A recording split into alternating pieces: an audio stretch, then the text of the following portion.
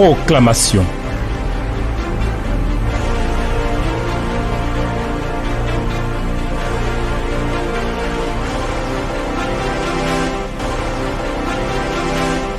Dieu de gloire et de grandeur, nos âmes se réjouissent en toi pleinement. Ta fidélité est incomparable et nous nous réjouissons de la grâce que tu nous manifestes.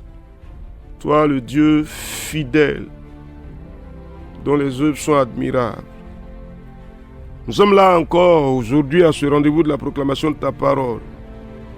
Et nous te bénissons pour la grâce que tu nous accordes, pour le secours que tu nous apportes, pour que tes bons projets s'accomplissent et que nous nous réjouissions pleinement en toi, le Dieu fidèle. Merci de bénir ta parole et de donner gloire à ton nom au nom de Jésus. Amen. Chers amis de la proclamation, je voudrais vous saluer. Nous sommes en train de partir et en train de dire non aux choses qui ne devraient pas exister et faire partir de notre vie. Il n'en est pas question en tout cas. Et aujourd'hui encore, je voudrais vous inviter avec moi à dire non. À dire non. Nous allons lire deux textes dans l'évangile de Matthieu. Matthieu chapitre 3. Nous allons lire d'abord le verset 10. Matthieu chapitre 3, verset 10. Déjà, la cognée est mise à la racine des arbres. Tout arbre donc qui ne produit pas de bons fruits sera coupé et jeté au feu. Amen.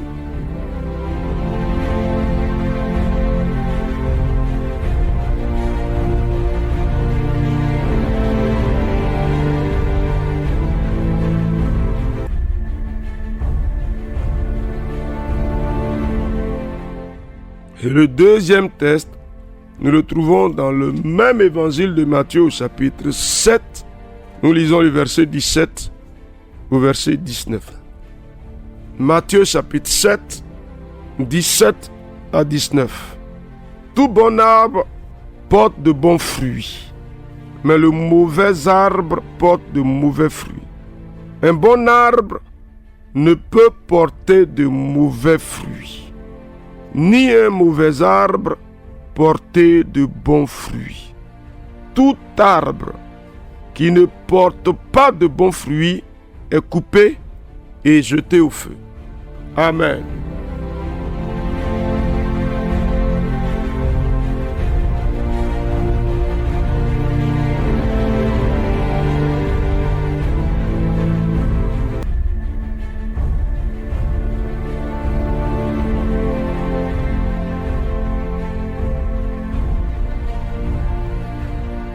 Chers amis, il faut faire attention à ce que la Bible nous présente.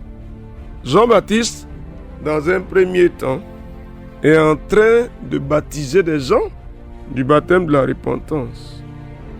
Pendant ce temps, des pharisiens viennent, sadducéens viennent, et Jean-Baptiste les identifie clairement, race de vipères, à cause des fruits de leur vie. Et il les avertit que la nature des fruits va déterminer la qualité de l'arbre qu'ils sont. Et que s'ils portent de mauvais fruits, l'arbre sera coupé et jeté au feu. Alors là, peu importe qu'il se réclame d'Abraham ou non, parce qu'Abraham a une identité. Donc la question qui se pose, toi, tu portes de bons ou de mauvais fruits? Tu es un bon arbre ou tu es un mauvais arbre? Il faut t'identifier, il faut te reconnaître. Ah oui, cher frère, dans le deuxième texte, c'est le Seigneur Jésus lui-même qui parle. Il avertit ses auditeurs contre les faux prophètes. Il faut qu'on reconnaisse les prophètes à leurs fruits. Donc toi, pour ce qui te concerne, les fruits que tu produis t'identifient. Si tu portes de mauvais fruits, tu seras un mauvais arbre. Et si tu es un mauvais arbre, tu seras coupé et jeté au feu. Qu'est-ce qu'il en est de toi? Dis-moi quelque chose. Bon arbre ou mauvais arbre? Ah, cher ami, je voudrais que tu puisses déclarer sur ta vie: non, je ne suis pas un mauvais arbre. Non, non, non, non. Non, je ne suis pas un mauvais arbre. Cher ami, dis quelque chose. Quel est l'état dans lequel tu te trouves? Si tu dois pouvoir apporter du fruit et du bon fruit, il faut d'abord que tu sois un bon arbre. Donc, ce que tu fais détermine celui que tu es.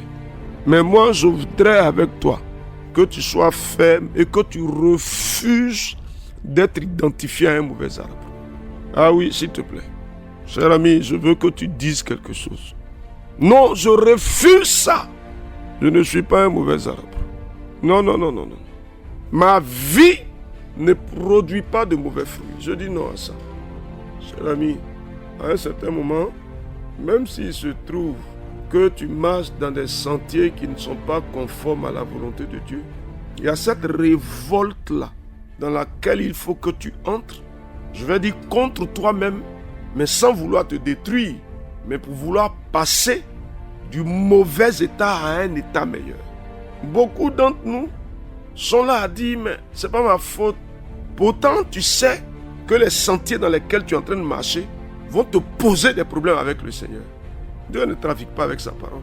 Je veux que toi-même d'abord, tu te révoltes pour refuser de t'identifier.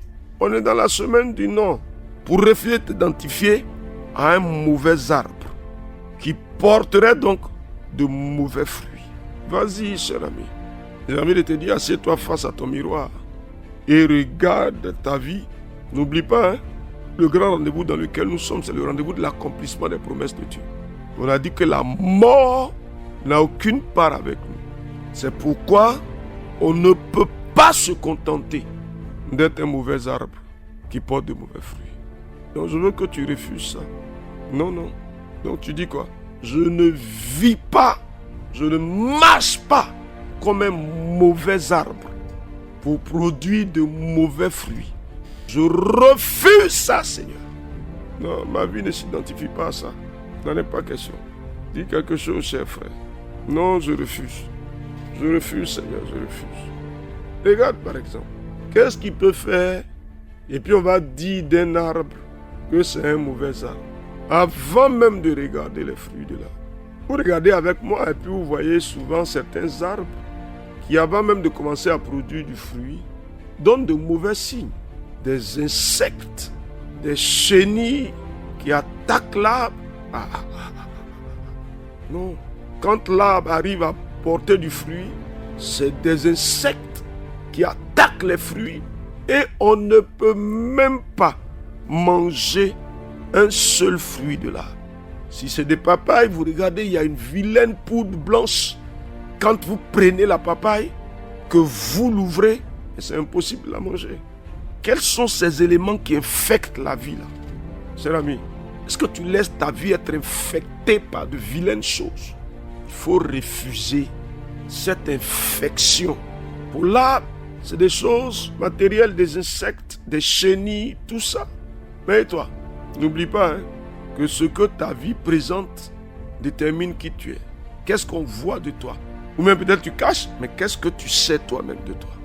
Il faut révoquer ça. Les infections qui pourrissent ma vie, je les rejette.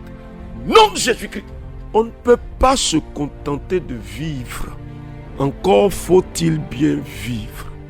Encore faut-il faire en sorte que notre vie donne des signes de qualité.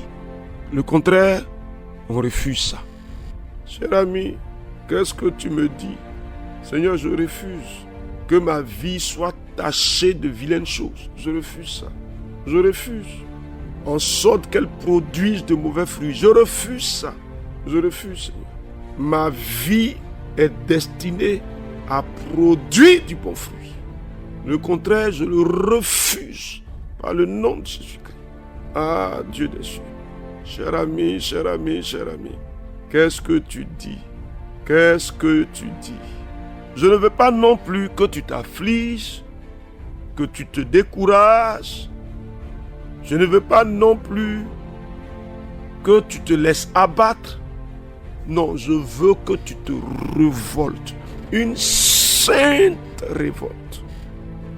Pour t'opposer aux choses qui ne sont pas conformes et qui ne peuvent pas apporter de bons fruits à travers toi. Ah, il faut prier, s'il te plaît. Il faut déclarer quelque chose. Ah, Dieu des cieux, c'est ta grâce qu'il me faut pour que ma vie ne soit pas l'image d'un mauvais arbre qui produit de mauvais fruits. Non à ça. Je refuse ça. Ah, Dieu des cieux. Cher ami, merci Seigneur pour la grâce que tu engages et pour la bonté que tu manifestes. Pour que mes sentiers soient révolutionnés, améliorés. Pour que mes voies soient rectifiées par le secours de ton esprit. Et pour que je sois un bon arbre qui produit de bons fruits par le nom de Jésus-Christ. À toi la gloire, la grâce avec laquelle tu agis à mon égard. Au nom de Jésus. Amen. Chers amis, Matthieu chapitre 3, le verset 10, Matthieu chapitre 16, le verset 17 à 19. Attention, les fruits que tu produis seront fonction de ce que tu es. Mais tu es condamné à être un bon arbre pour produire de bons fruits. Grâce et paix sur toi. Au nom de Jésus. Amen.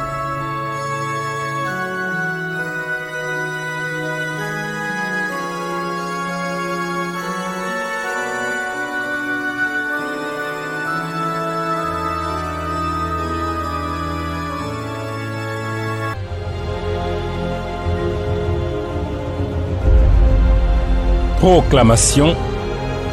Dieu bénisse votre journée.